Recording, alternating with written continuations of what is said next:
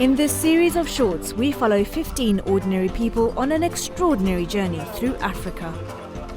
In the ultimate test this summer, our participants fish in the Atlantic Ocean, sleep rough in the desert, fetch their own water, and confront the harsh truths about their home country's history in this continent.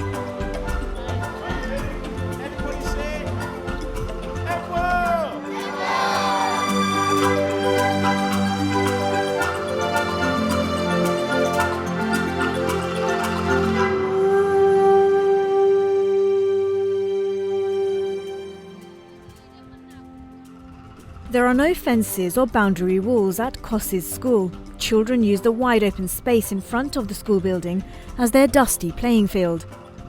Today, a group of teenagers have turned it into a gymnasium and are taking part in some sort of a jumping exercise game. Inside, it's cool.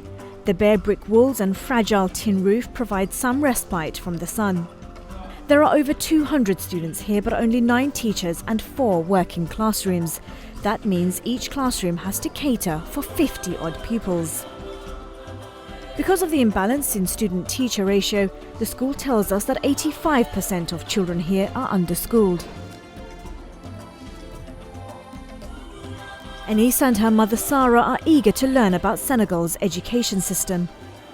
Assalamu alaikum, bonjour. Bonjour, ça va? Ça va bien?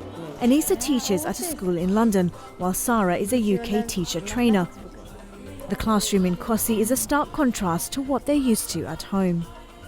As a teacher, when you're teaching, what problems do you face when you're teaching, such a large group of children? We feel many problems in the school. We haven't bird, what does that mean? Farms around the school. And when we are in the classroom to teach, animals are around the school. And we haven't books, exercise books. We haven't pens. We haven't current, fans. Our doors doesn't shut, and students are very hungry. I was really shocked actually about the conditions about the school, because obviously it's like, you watch all these programs and you see the makeup, the pretend old run-down school, but when you actually go there and you see the absolute bare minimum that they have, but they love learning so much. All the kids were writing me all this stuff, and that they really can prosper if they have the right things. And inshallah, we can try and give that to them. Education in Senegal is free and compulsory for anyone under the age of 16. Despite this, nearly half of all girls in the country are illiterate. About 500,000 children don't go to school at all. In fact, over a third of those between 5 and 14 years of age are instead involved in some form of work. Dropout rates are high, and many parents aren't keen to sacrifice an income for an education.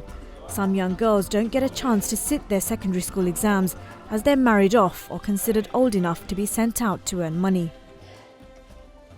The government showed its commitment to education by allocating 40% of its 2007 budget to education.